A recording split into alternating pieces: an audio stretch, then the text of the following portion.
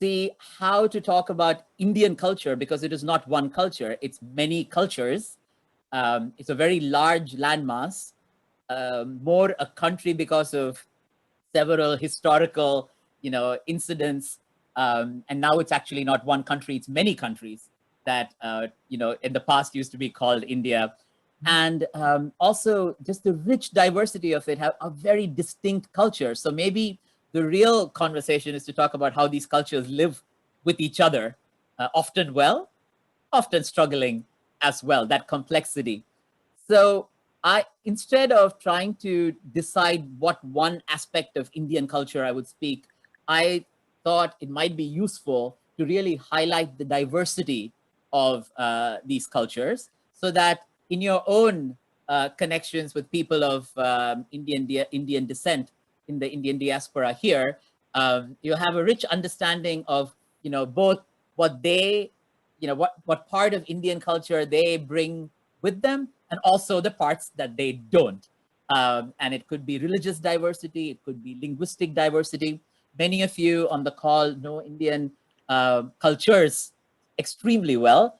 Many have lived there. Some of you are sort of ambassadors of that culture, having learned and performed arts from that part of the world, writing as diaspora people. So there's a rich, interesting group. So what I'm going to do, I thought, is to take 9 places of worship. And I've selected all of these as buildings and places of worship that I have personally visited. And then to tell the story of this, subcontinent and this culture through those places. So those places will really be a little bit of a symbol. They're not all encompassing. And this is not a history lecture. This is just stories. And there's more importance in the culture than in the historic details. But I'm also happy to answer any questions to the best of my ability about, very specific details. If I know, if not, I can refer you to them as well. So just give me a minute to do a screen share, and we'll get started right away. There's one person who had their hand up, and I hope that might have been a mistake. If anyone does have a question, please do put them on the, put them on the chat. I'm seeing some good questions already. Pong, I noticed your question, so I'll talk about it. It's actually, there is a slide, interestingly, dedicated just to that question. Okay, I hope everyone can see the slides. Do know that when I'm screen sharing, I will not be able to see the chat. Many of you who present on Zoom know that we have this issue. I can't see chat, but either Armin, Payam, or one of the other hosts will look at chat and read out a question if it needs interruption, particularly if something wasn't clear and you want me to repeat it then and there. It might be good to interrupt, but otherwise, questions at the end. So this is the title of the talk, Home to Old and New World Religions. As Armin said in the introduction, the oldest, one of the oldest world religions that we know of, Hinduism, traces its history back to just the dawn of humanity itself, was born in India, and India also has the largest followers of the newest of the great world religions, the Baha'i faith. So this is sort of, the story is bookended between these two, these two stories. Also, let's talk about culture. I had originally found an alternate title to this, India Beyond Holy Cows, Charmed Snakes, and Buttered Chicken. I think things that come to mind when people think of India are, its diversity. It's also baffling. It looks very foreign in many ways. But I think for people who have lived there, there's also a deep familiarity of things that are similar, that just look clothed in, a lot of color and different aromas. But it's still very much a pulsating, society that is grappling with old and new, just like all of us are, with its own set of unique problems and idiosyncrasies.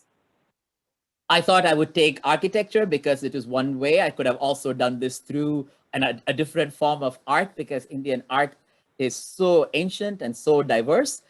This particular slide is from a public relations campaign by the tourism ministry many years ago called Incredible India.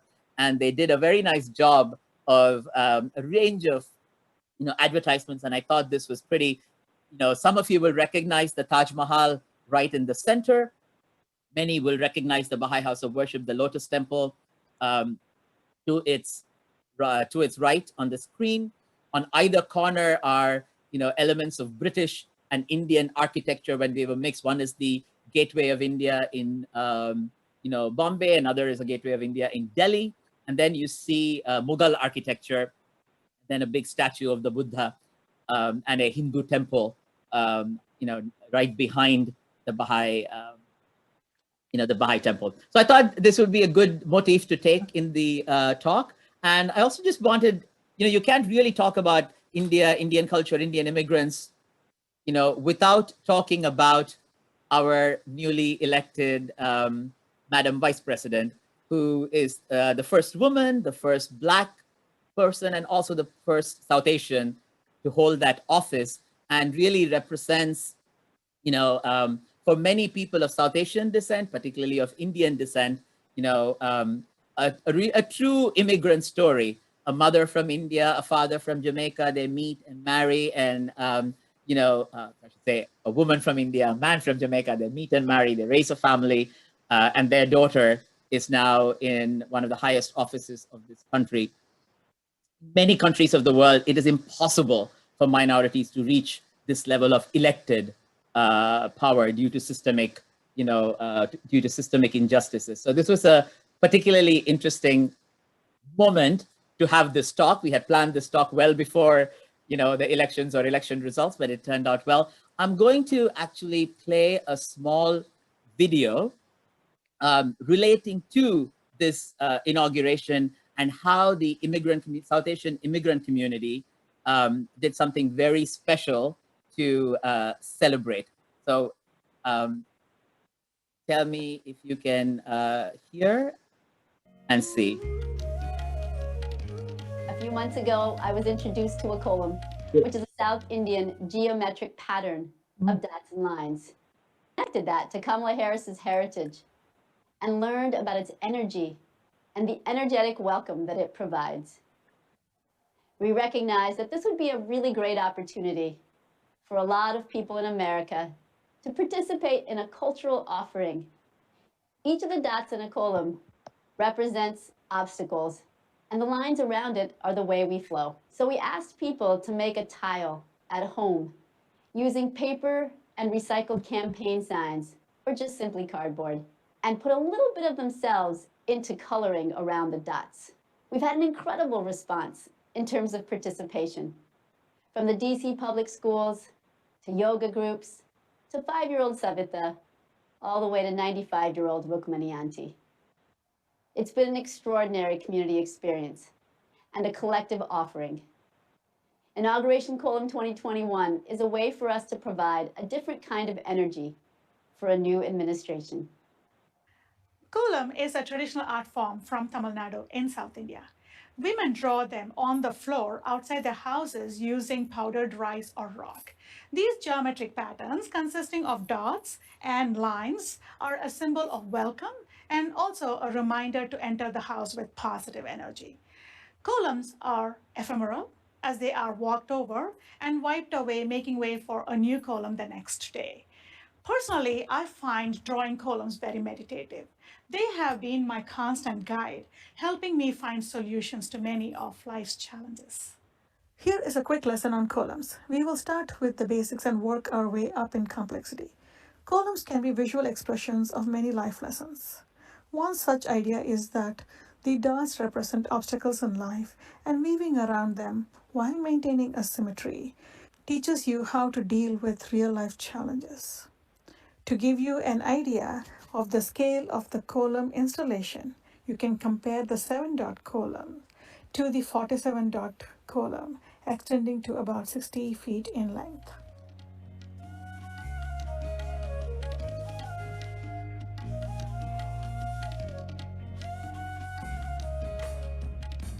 A 47-dot kolam means 1,149 tiles. That's thousands of stories that we're going to weave together into a quilt-like ground cover somewhere in DC. Folks from around the world have been asking how they can be a part of this. So we're also doing a digital photo mosaic kolam. All you have to do to be a part is submit your picture with a kolam at 2021kolam.com. We got a lot of unbelievably beautiful tiles, but the heart of this project is about the spirit and the stories of the people who participated. We had stories of joy and learning, kids finding ways to reinvent the kolam in art class, or tying in history lessons about the Underground Railroad in their tile designs. We heard stories of healing. A woman lost her father to COVID a few weeks before she sat down to design her tiles. And she put all of that love and that grief and those memories of her father into her designs, and she found it therapeutic. Now, this woman was a stranger to me, but after we talked and I hung up, I just wept, both at her loss, but also the beauty of this moment of connection. We hope it's clear that this project isn't about politics or about a political victory. It transcends that. I'm a Tamil mother raising two bicultural daughters in the US, and it's hard at times. But to realize that there's going to be a woman called Kamala Devi in the White House, and that there's a giant collaborative kolam that thousands of people were a part of is so moving. You know, it resonates not just because part of my cultural story is being represented, but it's also about opening the door to have more and more stories heard. And for many of us, that is one of the most beautiful parts of the promise of America.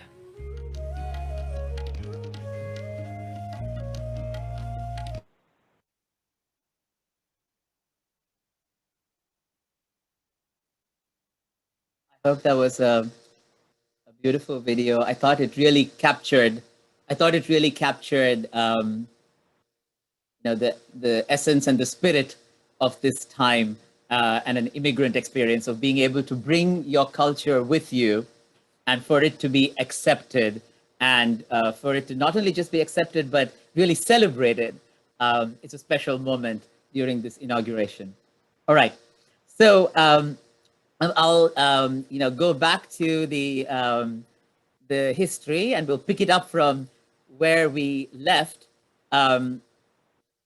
Very quickly, in terms of religious diversity, the 2011 census in India shows that close to 80% of India's population are Hindus, and about 14% are Muslims. With a population of 1.2 billion, that is a very large number of the second most populous religion, Islam, and it is one of the largest Muslim populations in the world. It's likely number 3. I think Indonesia and Pakistan have more Muslims than India. It's probably number 3. So it's a very large number of Muslims, and about 2% Sikhs, and 2.3% Christians, and a small number of Buddhists, Jains. These so and so percentage multiplied by a billion are actually reasonable numbers as well. So this is the general, religious landscape of India. And I want to begin our story with this first picture, which really is actually not even in India. It's now in modern day Pakistan. It's a place called Mohenjo-daro, and it is part of the Indus Valley civilization. This picture is particularly important because what you see was all underground. The only thing that was seen when they first found the site was that top, what looks like a dome, and it was a Buddhist temple. Buddhism originated in India and traversed, to the east and to the west. We know very well the travel of Buddhism to the west of India, but to the east of India, but it also spread all the way into Afghanistan, met and mingled with Greek culture, and with thriving Buddhist religion in modern day Pakistan and Afghanistan. So when the early archaeologists saw that top site, they started digging beneath, and what they found was a Bronze Age civilization, 2500 BC. It flourished around 2500 BC to 1900 BC. It was called the Indus Valley civilization. This particular city is in modern day Pakistan. Before India and Pakistan were partitioned, they were part of British India, and this now fell in Pakistan. When I lived in Pakistan, I have made almost, I thought of it as a pilgrimage to go and see the oldest, South Asian historic site that we have. It's a city called Mohenjo-daro. About 30,000 to 60,000 people lived there, making it one of the largest ancient cities. Very often 10,000 people living in one of our ancient cities was considered large. This was very, very old. And that whole Indus Valley civilization had somewhere between 1 to 5 million people in the 26th century BC. So it's a very large civilization. I was looking at the US Census Bureau that also has population of the world, going backward through various methods of projection. Around that time, roughly in the world, there might have been around 20 to 25 million people. And 1 to 5 million of them lived in this civilization. That's how important it was in terms of number. So the interesting story around this civilization is that, they had seals, they traded with Mesopotamia, they made pottery, they made sculpture and architecture. There's the picture of this, what's called the dancing woman, a woman standing with great confidence, but in a posture as though she is dancing, a priest-like man with a beautifully embroidered shawl on this picture, pottery. It's a very advanced civilization. And going back to the old picture, you can see a whole city laid out with bricks. These are bricks that were from that time that are perfectly preserved because they were all underground for, at this stage, millennia. So the Indus Valley civilization is where Hinduism was born. What we call Hinduism today, one of the seals here on the left-hand side top, it refers to, looks like a person sitting in a yoga posture, surrounded by animals. It's called the seal of Pashupati, often referred to, sort of being an older version of the god Shiva. You also see something that looks like a unicorn and an elephant, animals that were part of that culture. So what is really interesting is this culture was thriving at that time. And then, there is a theory that it met or collided with people coming from Central Asia. They were called Aryans or Aryans, as we call them. The Aryan means the word in Sanskrit means a noble person. And Aryans had two things that had an advantage: horses and chariots. And they came and met with this group of people. In the past, it was called an Aryan invasion. It's more now called Aryan migration because these cultures naturally collided, but also intermarried and exchanged, their religious and traditional beliefs. The Aryans were nomadic people. The people in the Indus Valley civilization were farmers, so agriculturalists. So these two cultures met, and they, created, and the emergence of Hinduism as we know it today happened there. The Aryans brought with them a language called Sanskrit, or an early version of the Sanskrit language. The Dravidians, or the people of the Indus Valley civilization are called, spoke their own language. So these two languages also mixed. There are languages now in India. The further you go south in India, the more the language is tied to the Dravidian languages of the Indus Valley civilization. And the further north in India, we have languages that are close to the Aryan languages, based on Sanskrit. So this Aryan Dravidian mix was really sort of the birth of Hinduism as we know it today. And also later on, as this Hinduism took root and spread, it created this culture, this structure of castes. And these castes were supposed to have come out of a division of labor in that society. The priests were in the highest class, the laborers were in the lowest caste, and in between were the warriors and the tradesmen and the traders. But soon the caste system degenerated into highly ossified social strata with a hierarchy, and also placed a value on what type of work was more valuable than not.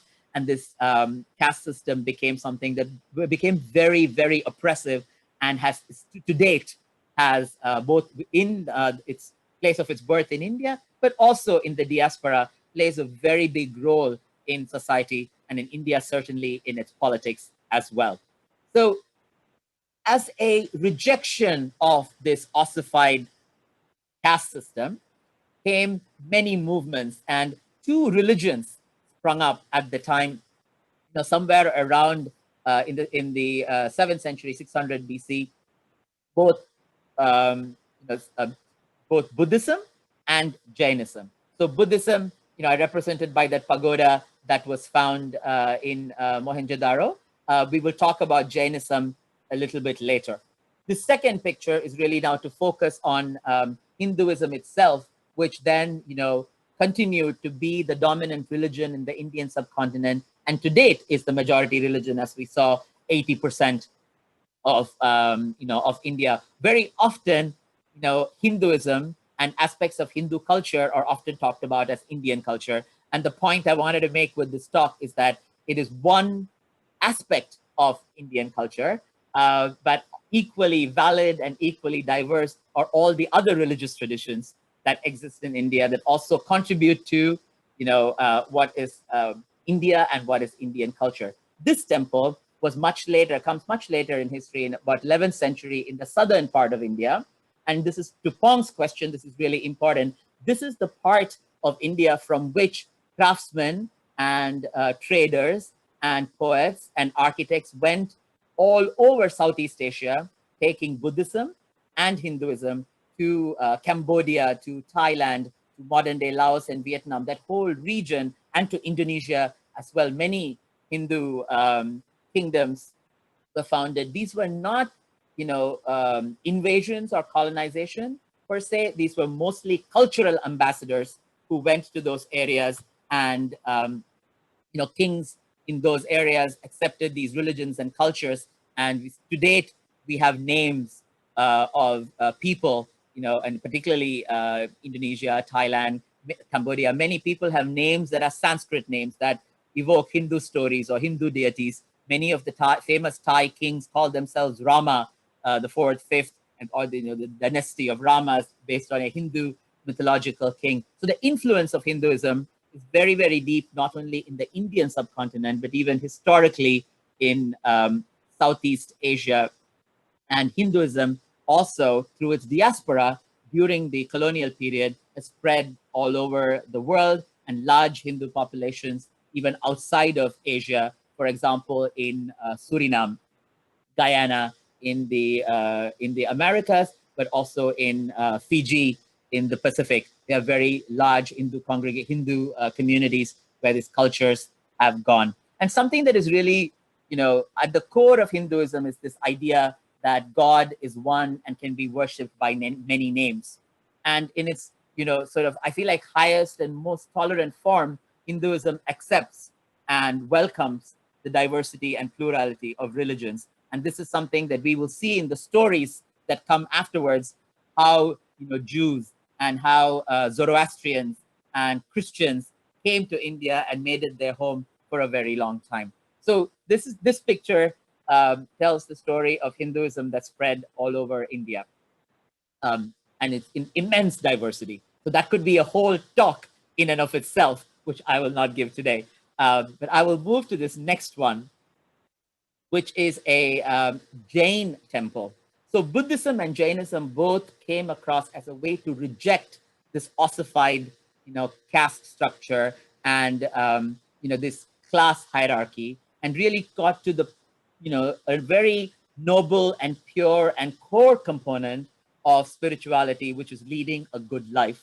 Buddhists and Jains often do not talk about God in their religion. They very often say they are atheists, which is really a little bit of a stretch. It's not atheist, but they do not have the same kind of God concept, definitely not of Judeo-Christian traditions, and also not about Hindu traditions. One way of thinking about it is the idea of God was so common in that subcontinent that Buddha, or the founder of the Jain faith, Mahavira, and they were contemporaries. We don't know if they met each other or had any contact with each other, but their messages are very, very similar. When they in their sort of original form. The Buddha says that he was the most recent of a series of bodhisattvas, who are enlightened beings, who are human, just like us, but who have transcended this physical plane and attained nirvana. Mahavira, the founder of the Jain religion, also says exactly the same thing, that he is the last of a series of, they call them Tirthankaras, Bodhisattvas for the Buddhists and Tirthankaras for Jains. And both of those religions, Buddhism is much more, global. Jainism is far more located to the northwest part of India, some other parts of India.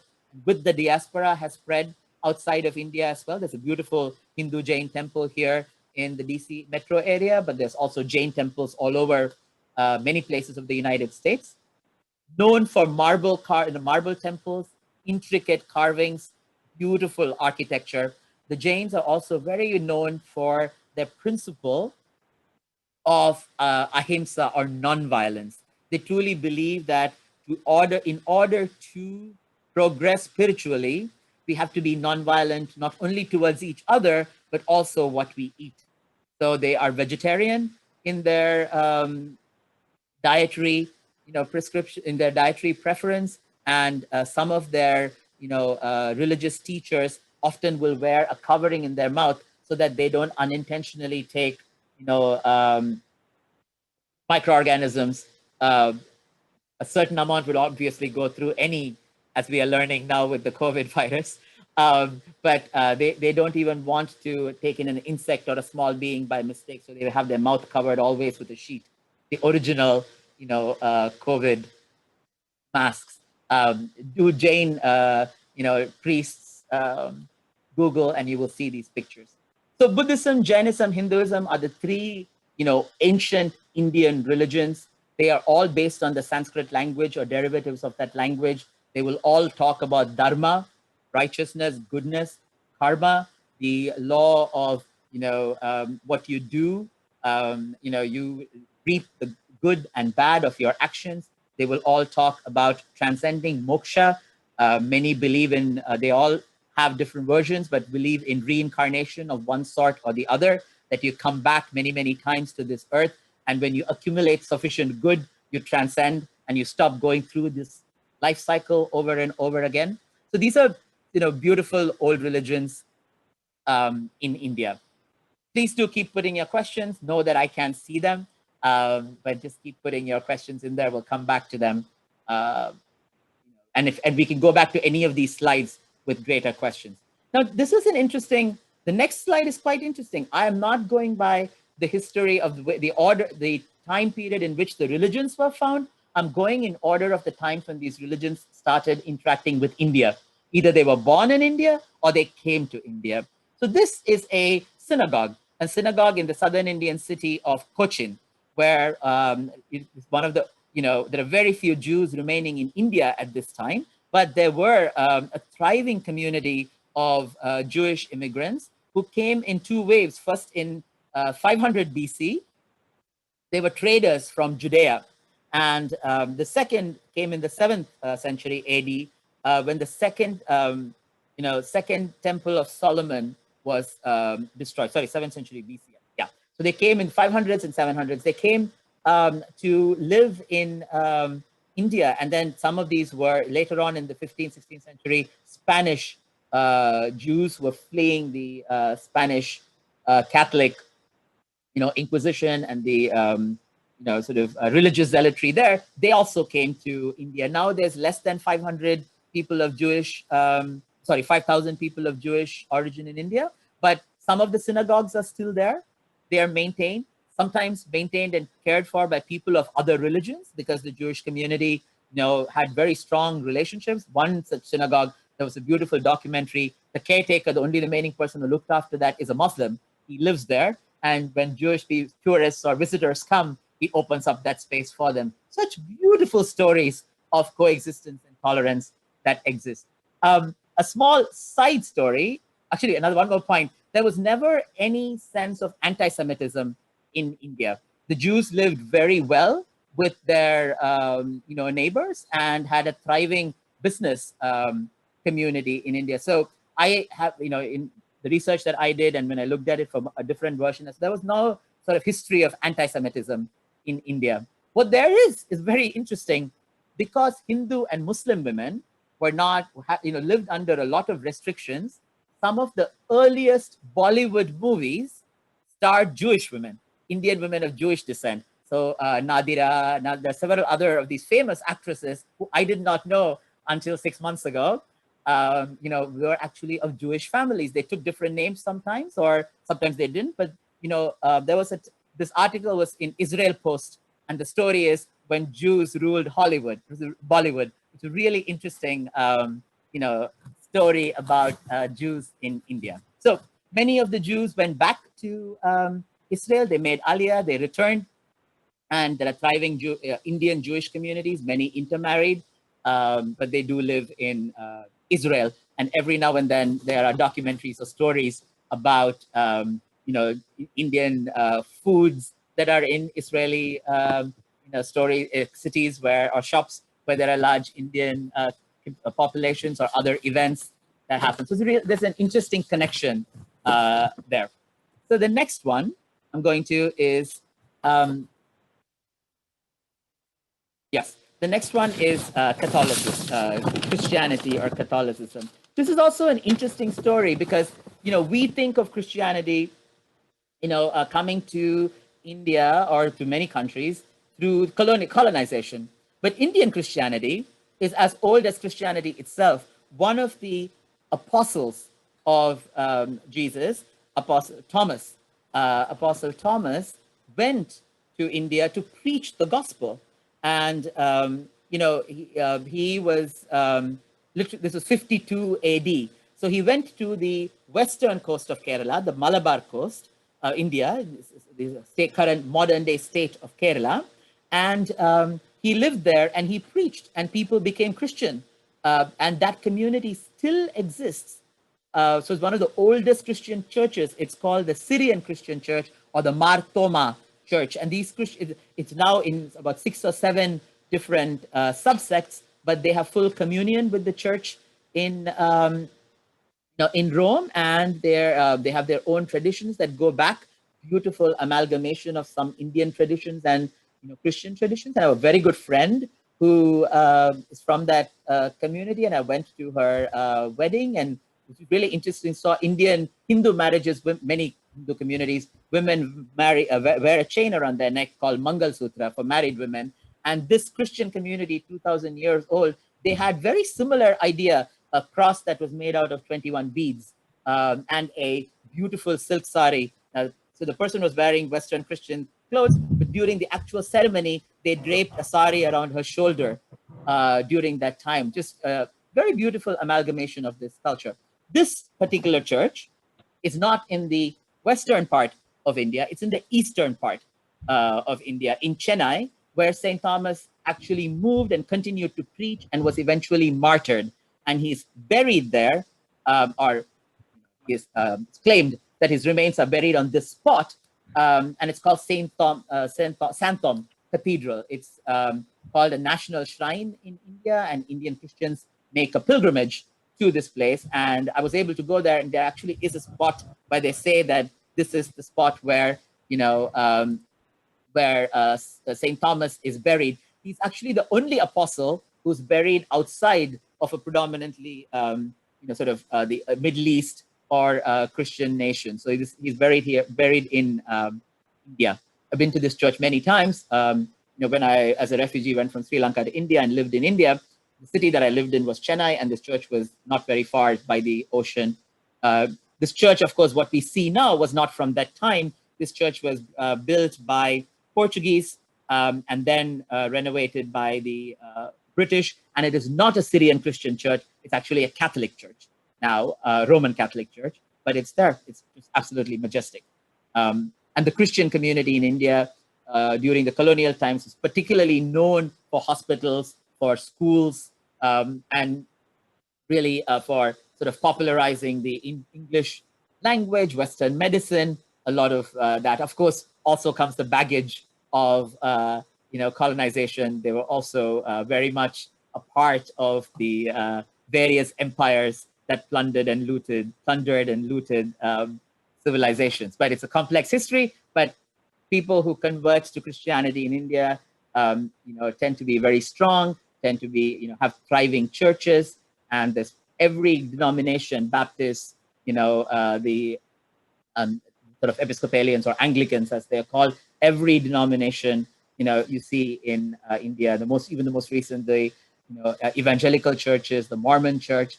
So there's a thriving population of Christians in India with beautiful churches and schools and hospitals associated with Christianity.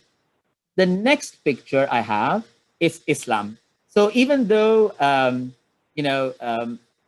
colonization, the British, the Portuguese, the Dutch, the French, the different people who colonized that part of the world, came to India after Islam. Islam itself came to India after Christianity.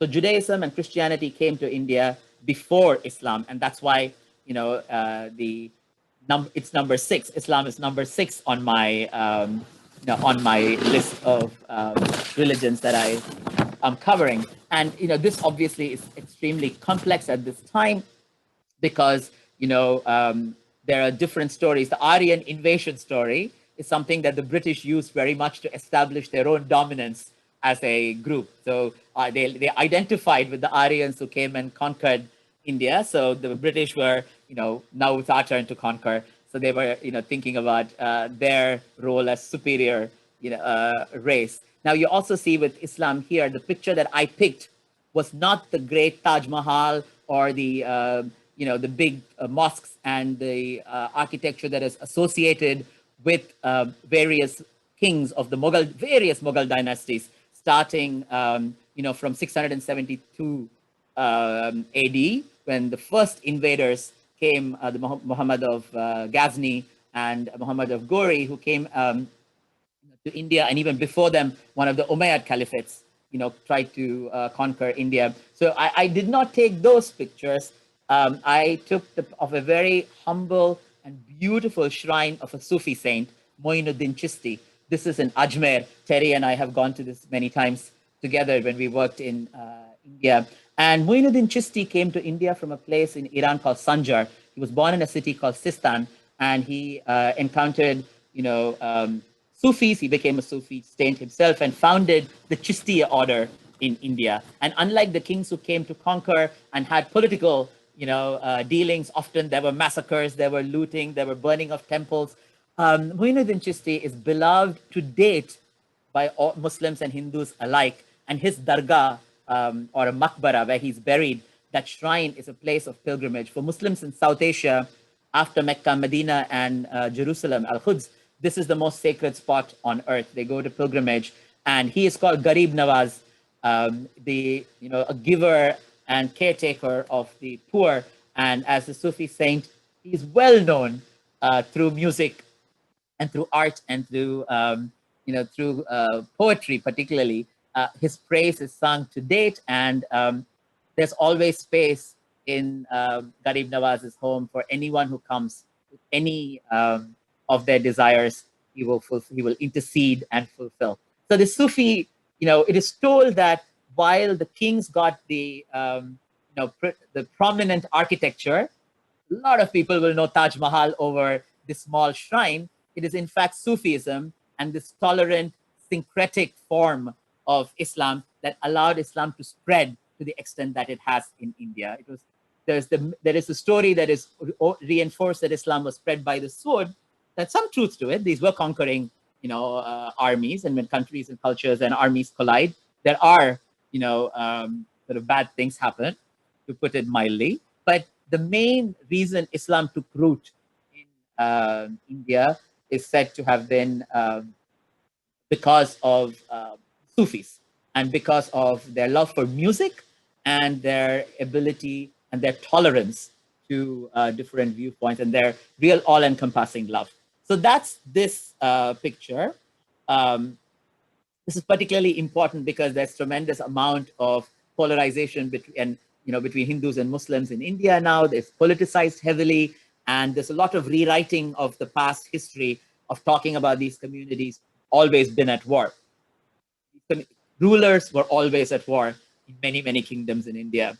Hindu rulers also destroyed each other's palaces and temples, and so did Muslim rulers. But politically, it's now very, very popular in movies and writing to cast the entire contact of Hindu and Muslim civilizations of India as being adversarial. And this particular shrine is there in a way to show that that was. So we can come back to this more. The truly Arabs pre-Islam and Indians, as I said, even from the times of Mesopotamia, have been in touch. So this connection of trading has happened because of the monsoon winds. The word monsoon comes from an Indian word mausam, which means season. These monsoon winds blew from the Arabian Sea all the way up to the Himalayas. They hit the Himalayas and they come back.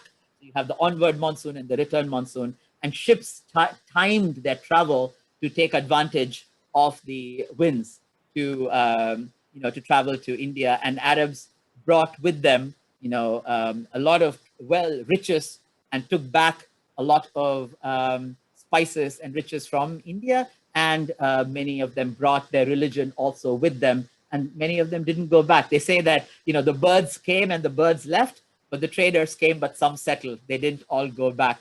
There's a beautiful writer in India called Kushwant Singh, and he writes about the history. And one of his stories, he talks about all the birds left, but not all the traders left. Many of them stayed back and married. All right, so just to run through this quickly, this is the Parsi religion, the Zoroastrians, who came to India in the 8th to 10th century. So this is after Islam. They came because they were being persecuted as Iran became a predominantly Muslim country.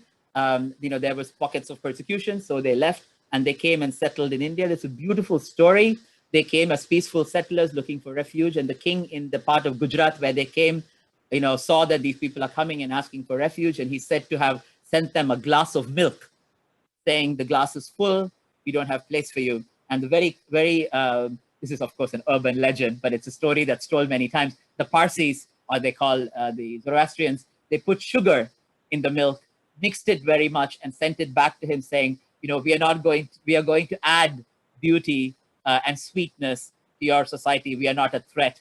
We can blend well. So he's supposed to have, been greatly impressed by that very ingenious response and allowed them to settle. There were two conditions: that they spoke the local language and that they wore local clothes, which Zoroastrians agreed. They mostly speak Gujarati as their Indian language, and they also wear Indian clothes and adopted and blended many ways. So the Zoroastrian culture is thriving.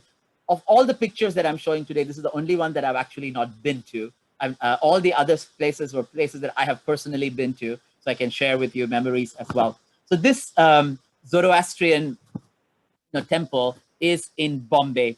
Another interesting connection between Zoroastrians and India: before this group came, the Aryans that came from, the very first slide that we saw the Aryan migration, they spoke a language of Vedic Sanskrit, which is very similar to the Avestan language, the language of these, the Zoroastrians. So the Zoroastrian holy books are written in a language called Avestan, and they are very similar. Old Persian, Old Avestan is very similar to Sanskrit. Okay, I'm now coming to the last slides. This is the Sikh religion, which came much later in time, around the 15th century. There are about 25 to 30 million Sikhs. You will know them by their turbans.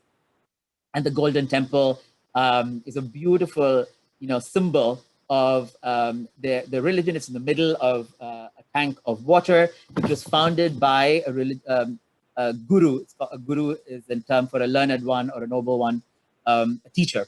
Guru Nanak, unlike both the founders of Buddhism and Jainism, who were the last in the series of Bodhisattvas and Tirthankaras that we know of, Guru Nanak was the first in the series of 10 Sikh gurus. He founded the religion, and many gurus came after him until the 10th guru was the last of their gurus. And after that, they consider their holy book, the Guru Granth Sahib, their holy book, as their guru.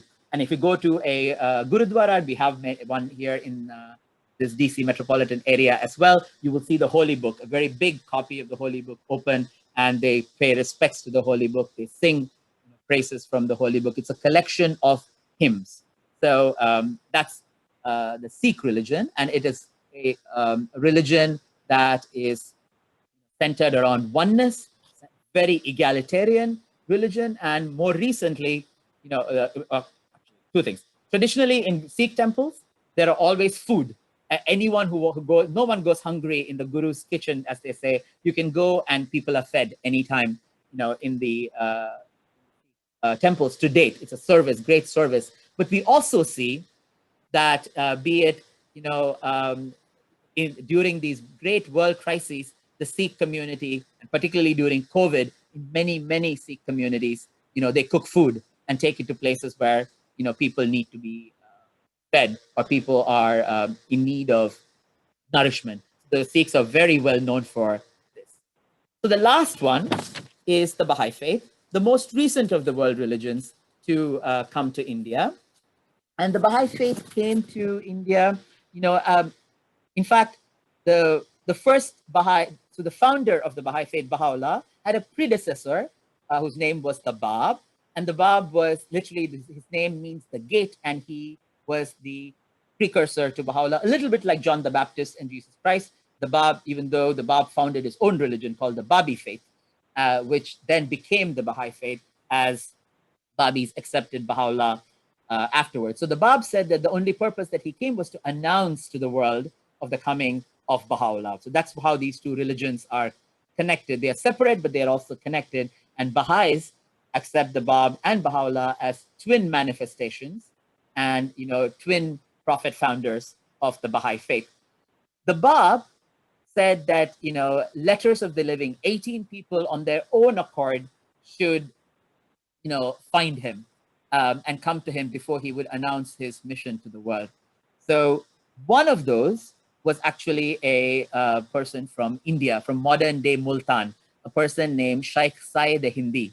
So he, recognized the Bab before the Bab made himself known to him, and he's considered one of the letters of the living, the earliest followers of the Bab. And he was a student of Sayyid Kazim, for those of you who know Babi history, and he did eventually meet the Bab after 1844, and the Bab sent him back to the Indian subcontinent to tell the story of his religion and the coming of a promised one to Indians. Then Baha'u'llah also, sent his disciple, particularly a person named Jamal Effendi, who went to India in 1875 and was the earliest, teacher to bring the message of Baha'u'llah to India. And there's a thriving Baha'i community there, close to 1 million people, at this time. So around the world, we are around 7 million Baha'is, and about 1 million of them live, in India.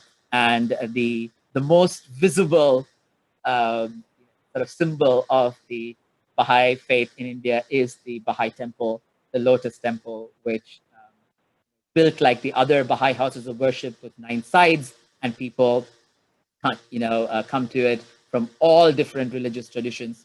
When I lived in Delhi, I used to go regularly. My sister served there, so I had an intimate connection to the temple. Something that I remember, there were only 2 places in India where there was an interfaith religious, a prayer gathering every day. One was the spot where Gandhi was assassinated, was killed. It's called Gandhi Smriti, and the other was the Lotus Temple. The Gandhi Smriti had once a day interfaith prayer service, and the Lotus Temple, the Baha'i House of Worship, had 5 times a day, or sometimes 6, had interfaith prayer service. And it was a beautiful welcome symbol. The city of Delhi often uses this as its own,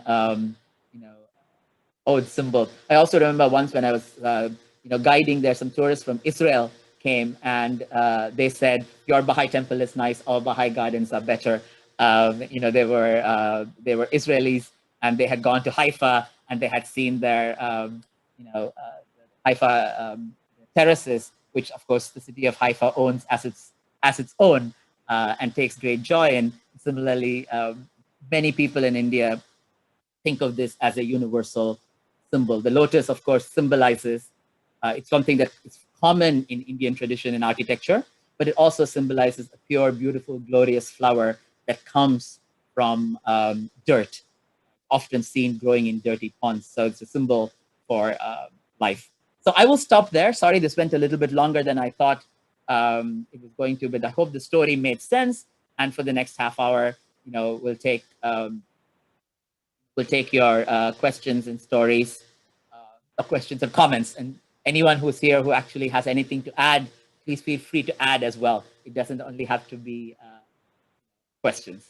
Well, I just want to thank you before we move on to the question answer part.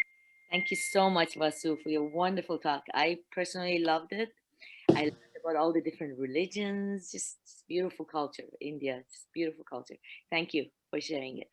Um, so now, if anyone has any questions, like Vasu said, you can either unmute yourself and ask the question or write it in the chat. And we will get to it. And there is a question. I mean, I see that there are comments and questions. The first question is, there are many Hindu temples left remaining in many Southeast Asian countries. Hinduism must have existed in these places before. How vast was Hindu empire in the ancient past? The answer to that question is two parts. One is definitely Hinduism spread, but it was not one Hindu empire.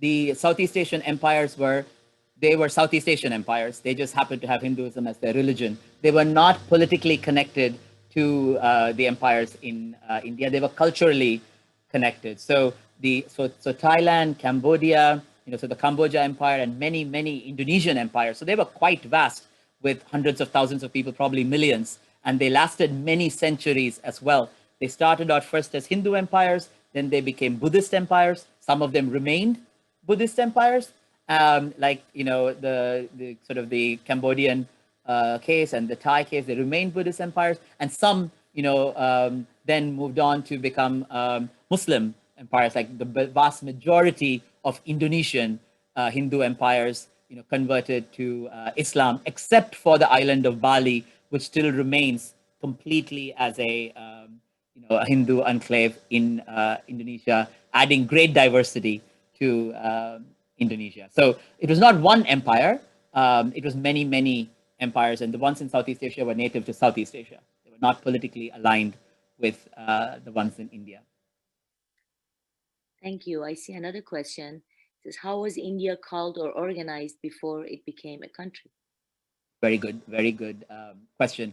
So as I've said, literally, there are so many empires that existed in India, and these empires were their own empires. So the word India is a really interesting thing to think about. When I told the early Muslim, the Umayyad Caliphate, this is sort of early descendants of the prophets, the Umayyad Caliphates, when they came to conquer India, they, as they were going and conquering different countries, they stopped at the river Indus. The river Indus is a vast river that was running at the time. It's currently in modern day Pakistan. They stopped at the river Indus, and that river was called Sindhu. And anyone who lived on the other side of the river were called Hindus, or the land was called Hind, and the people were called Hindi or Hindu. This is a little bit just to make sure that it's not confusing. Hindu today is a religion. Hindi is a language that is spoken in India. Not all Hindus speak Hindi, and not all Hindi speakers are Hindu either. Two distinct things. Hindu is a religion, Hindi is a language. But Hind in Arabic and Persian still refer to the land that is India, not just Hindu religion followers. Or so very often people, will ask, are you Hindi? So when I, the correct word is Hindustani, is what he says. Hindustani is a person from Hindustan. But that's a more recent version. In the olden days, it's just called Hind. Anything on the other side of Indus River was called Hind. So even the name Hindu religion doesn't come until Islam and Hinduism actually meet. Before that, it was called the ancient religion or Sanatana Dharma. It didn't even have this name, Hinduism. It's a really interesting idea. Similarly, the concept of India, the word India and the concept of India as a nation does not come until the British. Before that, the name for that ancient land was Bharat, Bharatvarsha. And independent India, as just sort of a rejection of colonization, took the Bharat as, so in when you see in India's in Hindi, India is not called India, it's called Bharat. So Bharat was the old name of that Indian subcontinent. India was a modern name, was given by British. So before the British, India did not exist as one country. It existed as many kingdoms, which fought with each other, which coexisted with each other. But there were many kingdoms spread throughout and have spread. So the largest of those kingdoms were during the Emperor Ashoka 2,500 years ago. During the Mughal Empire, it was a very large, parts of that subcontinent used to be India, used to be one Mughal empire, and then during the British is when the country as India became. So it consisted of Pakistan, India, Bangladesh, and parts of Burma. That whole thing was called, India by the British for their own colonial administration. And when they left, India was partitioned to Pakistan and India, and then later, Bangladesh became its own country. East Pakistan became Bangladesh. So it before the British, there were so many so many kingdoms and principalities in India. Thank you, Vasu. Now, Peter wants to know how you became a Baha'i. So I was raised in Sri Lanka and then India, and I had run into, and I had the good fortune of growing up in a very multiracial, multicultural, multi-religious society. I went to Catholic school, very devoutly went to catechism, learned about the Bible, like a lot of Sri Lankans do. I see Suranji's, smiling. Went, just very much a product of Catholic school. When I was young, learned about the Bible, developed a deep relationship with, just the suffering of Christ, but also Santa Claus and Christmas and all those wonderful things associated with Christianity. I lived in a Buddhist country, a Buddhist majority country, and lived as a minority Hindu in that country. And due to the civil war, which is really directed against a minority Tamil community, went to India as a refugee, and then later lived and studied there for a while in India. And there, I was part of the majority community. So I was in a state called Tamil Nadu or Madras, where the majority language was what I spoke, unlike in Sri Lanka, where I was a minority. So had the unique sort of ability to live as a majority and a minority person, and really always saw good and bad in all these followers of these religions. So when I came to the US in the University of Florida, I, came to study and ran into Baha'is on campus, and during a range of incidents, really was prepared to think about, religion differently. And in the Baha'i faith, saw an explanation or a continuity of why is that religious diversity and how are they unified? Even where is the religious unity, both the diversity and unity? And the Baha'i faith really gave me a framework of what we call progressive revelation, religion that comes, like successive chapters of a book. Each religion builds on the one that comes before it, and prophesizes the one that comes after it. That spoke to me, really this diversity that I had seen, and then to really investigate the writings of the founder of the Baha'i faith, Baha'u'llah, and in his writing, hearing the same voice that I had heard in catechism class, at home in Hindu religious upbringing, and then in Sri Lanka on television all the time, Buddhist stuff, and watching that around me, really hearing that same voice repeat in the Baha'i writings, just felt that this was, I found a home. Felt it rang true to me. So that's how I became a Baha'i. A much longer story, but I'll, I think this is sufficient. There is one interesting question: are Muslims persecuted in India or treated poorly? This is a really complex question, and one that, are some, and very carefully asked, so thank you, Pama, are some Muslims persecuted in India? The answer to that is yes. If you think about Indian Muslims, it's not exactly similar, but if you think about, black and brown people here in the US and what we face on a day-to-day basis, constantly needing to prove that we are part of this society, that we are not the others, and that we are loyal to this country that we call home. It's our loyalty is questioned all the time, our integrity is questioned a lot. So Muslims, because of the partition and because of the intense divide and rule policy that the British did, are, there was this, there is a lot of historic suspicion and, between those communities that has been politicized, and really a lot, is now sort of is on steroids, at the anti-Muslim sentiment. There's also a lot of people who are still pushing back and, wanting a secular India, as the Indian constitution, calls for a secular nation. So this, so definitely yes. So I would say the answer is a yes, that there is anti-Muslim sentiment growing, and anti-minority sentiment. Some Christians who are being persecuted as well. And I think there's also a strong, sort of movement pushing back and trying to reclaim this tolerant, beautiful, accepting, Hindu culture that has clearly welcomed all of these religions to its shores over the years, the Zoroastrians, the Jews, the Christians. So that's definitely a conversation that is happening in India.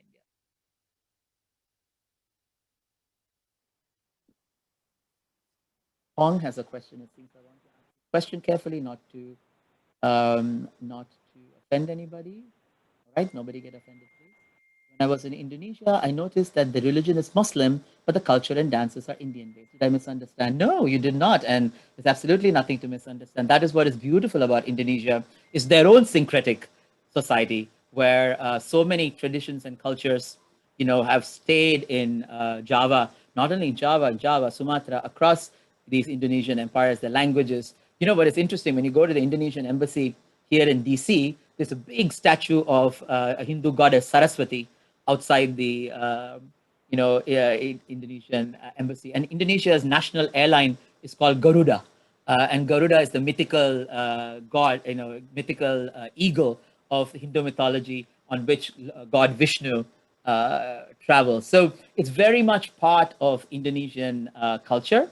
Like any other society, there are also people who are purists, and in Indonesia, who say that syncretic culture is of their past and that should be separated. But there are also so many ways in which it's deeply intertwined into Indonesian society, the culture. You see some of their marriage ceremonies, you see the dances, and it's so evident that it is from a mix of Indian and particularly Hindu culture in Indonesia. I just want to remind everyone that if you want, you can also unmute yourself and ask the question yourself. But there is a question there. Several questions, actually. Let's be very quick with them. What is the Baha'i understanding of the many gods in Hinduism?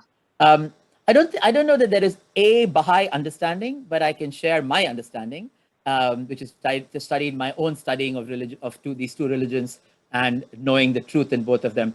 The Hindu religion, the origins of the Hindu religion, very clearly say God can be named as many, but they're all one God. So Indram, Mitram, Varunam, Vayu, Ekam, Divam, Sad Vipara Bahuda Vadanti. So there's this verse in Sanskrit that says, call him Indra, Mitra, Varuna, Vayu. One God is named, is known and worshipped as many. So that's the root of Hinduism. The other way to understand these many gods, because they are also part of mythology, they are separate in their own, they have their stories, is each god has a particular aspect. Like, for example, in the Baha'i faith, we use things like God is all-knowing, God as a remover of obstacles. If you look at Hindu gods, each of those gods has that. So it's really giving a personification for an attribute of God. Saraswati, as I said earlier, outside the Indonesian embassy, she's the goddess of knowledge. So she's the goddess of art and knowledge. Ganesha, the elephant-headed god, he is the god of the remover of obstacles. Shiva is a god who's a destroyer. Brahma is a god who is the creator. So it's like you take an aspect of God and you give it human form, diverse, chaotic, colorful, beautiful human form. That is sort of what what all of these Hindu gods represent. On one level, they are separate. There's father, mother, they are married, they have children. So there's a very clear, there's a hierarchy, there's stories, there are different names, different festivals, different temples. So that's one level of understanding those gods. But at a deeper level, everyone goes, even the Indian languages, when people speak South Asian languages, they have words that just refer to God as God. I mean, they may be talking about any one of these deities, but they are talking about God. So as a single concept. So I think these coexist. The pressure to have monotheism has really not been a big part of Indian society. And maybe that is why there was this inbuilt tolerance and pluralism. Very interesting. Hindus have the story of the 10 incarnations of God, which is its own talk at another time. They're called Dashavatara. And in some Hindu traditions, Buddha is considered one of those incarnations. So Buddhists generally don't accept, Buddhists may go to pray to Hindu gods as deities, but don't necessarily accept this 10 incarnation story. But for Hindus, Buddha is assimilated into that 10th. He's the 9th incarnation. Buddha, Asha, one of our dance teachers on this call, her students are learning Dasavatara, the 10 incarnations. And one of those incarnations is Buddha in that song, and they will learn and talk about Buddha. Buddhists, of course, will say this is an independent religion, which is completely true. But Hinduism, accepts that. And similarly, in that 10 incarnations is the promise of the 10th one, the Kalki avatar. Pong, in a comment, had written that the Buddha to come is the Buddha Maitreya. And Baha'is from a Buddhist background consider Baha'u'llah to be that Buddha Maitreya. That's how Baha'is connect their Baha'is from a Buddhist origin connect their Buddhist religion and the Baha'i faith, and Baha'is from a Hindu origin like me, the Kalki avatar, the promised one who inaugurates a new era, we believe to be Baha'u'llah. That is our connection. For those of us who come from a Hindu background, we believe that the founder of the great religion is that return. And this idea that each religion has a return of their founder prophesies is very much in those religious texts. In Christianity, it's the second coming. So other Baha'is here of Christian background can speak to this clearly, but Baha'is of Christian background believe that the second coming of Jesus, that promise is fulfilled in the person of Baha'u'llah. So that's the connection between the Baha'i faith and Hindu religion, Buddhist religion, and Baha'u'llah. Are you going to read the question? Or? No, if you see one, you read one. I'm also now, I can see chat, so I'm also just looking. Please read if you have any questions. Well, what has been the influence of Hollywood to Indian culture? It seems that due to those movies, a lot of that culture has been shared around the world. My parents used to watch dubbed Indian movies in Iran in the 80s, in the 50s and 60s. On a very basic level, I'm very grateful for the influence of Bollywood, because you go anywhere, you have friends and you have something to talk about, and people yell out. I remember going to Egypt, and I was just completely stunned when people will, random people trying to sell you things will call film, movie star names to you, and you're kind of like, what? It's literally like if an American walking down the street, someone calls you Michael Jackson or Brad Pitt or whatever. So these movies are popular and they are interesting. It's the same answer if I ask what is the influence of Hollywood in American culture. It's both good and bad, right? On the one hand, it tells the story, but on the other hand, it reduces these stories to sort of very superficial characters, and reinforcing stereotypes, often promoting violence in many ways as a way to solve problems. If some people come together and collaboratively solve a problem, they may make a documentary about it. They very rarely make, Bollywood hits. Bollywood hits, you usually have to blow things up to make a movie, right? So it reinforces stereotypes. So Hollywood and Bollywood are very similar, in that. So it has a good influence that, it's a great brand ambassador, one that I think needs to be even more used, in India's soft power. It's one of the few things India has going for soft power right now. If you take away, yoga, obviously is another big thing that, so Bollywood is a soft power for India. But I also think it has, particularly with issues relating to violence, with relating to gender roles, and how women are portrayed in. So it's really important. It's really important to be thoughtful about Bollywood. That said, there are some amazing films that come out of India as well. They're not as popular. They don't rake in the money, but some really beautiful films that come from that part of the world. Okay, the next question is, I have heard that there are similarities between Hindu gods and Greek gods. Do you see that also? I remember the ritual I saw in Varanasi. Yeah. Remind me of Greek rituals. Yes, there are very many similarities between, Hindu gods and Greek gods. And part of the reason, I don't think it's because there was intermingling necessarily. Part of the reason is Greek gods too, they took nature, they took certain aspects and gave them human form. It seems to be what traditionally different cultures did.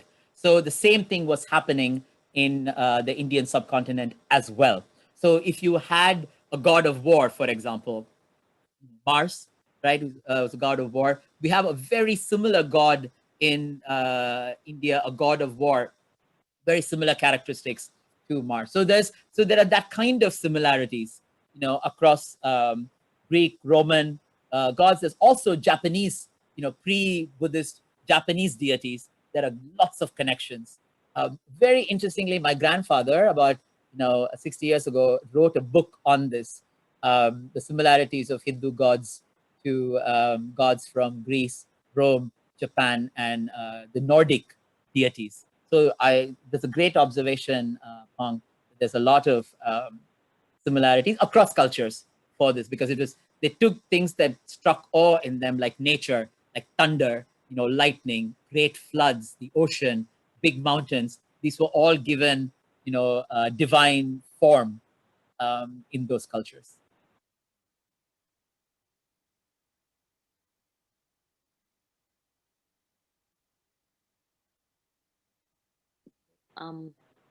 One other question I'm seeing, Armin, from before, from Asha. It says, how and when did Baha'i religion get assimilated in India? So I think I said this story, 1844, 1875 are two sort of points to, to note. Also in 1882, one of the first, in fact, it may be the first press of our Baha'i literature was established in India, called the Nasiri Press.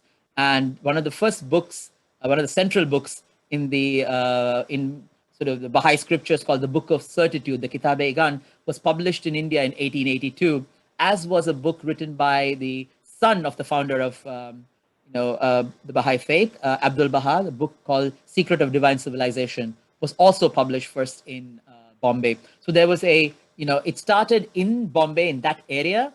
The earliest people to embrace the Baha'i faith were either of Muslim origin or Zoroastrian origin. And then later in the 1900s, and particularly 1960s, 70s, the Baha'i faith spread throughout India, particularly in the central part of India. And there was another short question about how are Baha'is contributing to Indian. What reception is the Baha'i faith having in India? This came to me as a direct message, it seems. What influence is the Baha'i faith having in India? The Baha'is, wherever they are trying to apply spiritual principles, their teachings, to the betterment of the societies that they live in. So Baha'is in India are, doing exactly the same thing, trying to address gender equality, environmental issues, the equality of women and men, communal harmony. So Baha'is are very active in addressing, these issues of their society. So as a community, as a small community, and a community that focuses its efforts on social development and the welfare of their societies, they have a disproportionate visibility and a disproportionate sort of, what you say, you punch above your weight. So Baha'is are very well known to the government, in the civil society arena. They convene a lot of civil society working groups and work in Delhi.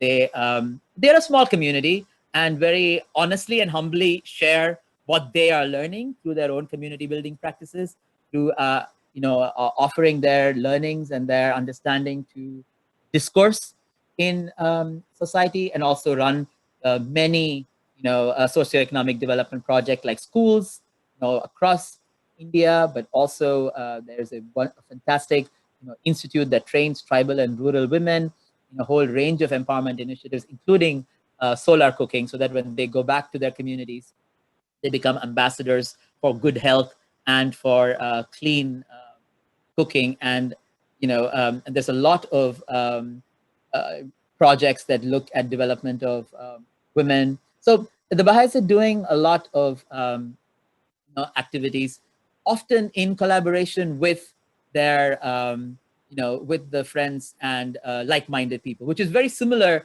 If you ask what a Baha'is doing in Washington, D.C., I'd probably give you the exact same answer, right? So this is exactly what the Baha'is are doing everywhere. So that pattern is very, very similar. They establish spiritual, study circles. They establish interfaith devotional gatherings at the Baha'i centers and homes. They work to empower and support junior youth, young people, and do active actions of service. So that pattern is very similar in India. The only difference is it's a very large country and there are a lot of Baha'is. So there may be a lot more activities. I don't have any data that I'm basing this on. It's just a much larger community.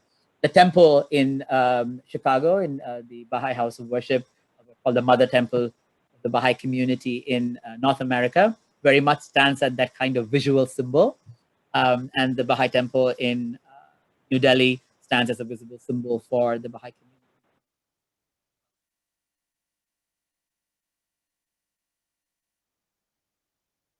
community. Would you consider talking about Hindu mythology in a future talk? Sure, I'd love to. If Armin invites me, I will do that. At another point in time, we'll talk about Hindu mythology, a discussion about the Bhagavad Gita. Yeah, we can talk about that. Um, certainly. One of the interesting things, and probably a little bit of a misconception, is that the Bhagavad Gita is a holy book for all Hindus, which it is not. It is not the equivalent of the Bible or the Quran, or one of these founding central, holy books. It is a very popular holy book, and many people turn to it for guidance. But by no means is it a holy book that is shared by all Hindus. In fact, there isn't anything that is compulsory for someone to be a Hindu, call oneself a Hindu, and that's it. There really isn't a official set of beliefs. In fact, Hinduism is one of the few religions that I know of that actually also accepts not believing, religion or God, and still you can call yourself, a Hindu. So I think it's a good thing to talk about at another point. Some people just consider it purely mythology. Sort of, it's mythology, and it's a good, how to live your life well kind of book that's in mythology. But it is a holy book, and it is a book that has a lot of central good teachings, how to be a good human being, particularly relevant to times when we have to make tough choices between right and wrong, and providing that moral guidance. Not one, it's not the equivalent of the Bible or the Quran, but it is a very holy book for many Hindus, but not all. I hope the presentation didn't go on for too long. I'm sorry. I tried to reduce the story, but it's a very very large topic. So Well, thank you. It was very informative. I learned a lot. I did not know most of the stuff. So thank you again. And if there are no questions, I've got one more. How do the Baha'is handle the caste system in India? very good question. Baha'is believe in the oneness of humanity and completely do not accept any division that puts anybody above anybody else. So categorically reject the notion of caste in principle. And when people become Baha'is, they obviously do bring that caste consciousness with them. So then it becomes a lifelong process of recognizing and getting rid of it in ourselves, but also then, actively trying to combat where caste prejudice exists in society. So it's both. And caste, like the race issue here in the United States, is, it's deeply pervasive. It is often very subconscious, and it's a sense of superiority that exists in people. It's daily active work. But caste also, is cultural. So there are aspects of caste that are cultural aspects that families have carried, with them for traditions, for centuries. So then Baha'is will have to really think about what are some aspects of caste that they've inherited that are just cultural diversity, that is not, reinforcing superiority that they may follow, and what are aspects that are that actually reinforce a hierarchy and therefore need to be challenged and to be actively discarded. So it's a lifelong challenge. But this idea of caste or membership of a caste is something that Baha'is will strongly, reject, and wherever possible in Baha'i communities where there are places where people eat together, you will not see caste-based differences. Sit together, there's no caste-based segregation. Baha'i community meetings. At the Baha'i temple, everyone is welcome. In fact, there are, in a lot of Hindu temples, certain people from certain castes are not allowed. Women during periods are not allowed inside temples. People from certain different religious communities are not allowed. The Baha'i temple stands really as a model that it's open symbolically, and also sends the message that everybody is equal. Everyone comes in, everyone, and we are all one. You know, so it's that said, that is the principle, but it is a lifelong process for Baha'is who come to the faith, you know, bringing with them, you know, this baggage, and they have to actively think about what do you discard and what do you not. Probably same as, you know, people becoming Baha'is from any culture, but certainly for caste, because it is so pernicious, it is so very, very deeply destructive to society. It's something that Baha'is will pay extra. Thank you. Well, if there are no more questions, thank you, Vasu, again. And please come to our next talk. We will put the announcement out and look forward to seeing everyone. Thank you and good night. Thank you, Okay. Vasu. Thank you, everyone. Thank you, Vasu. Wonderful. Thank you, Vasu. It was wonderful. Everyone for coming and listening. Thank you very patiently. much. Thank you. Lots more to talk about. Yes. Thanks. Bye. Good night.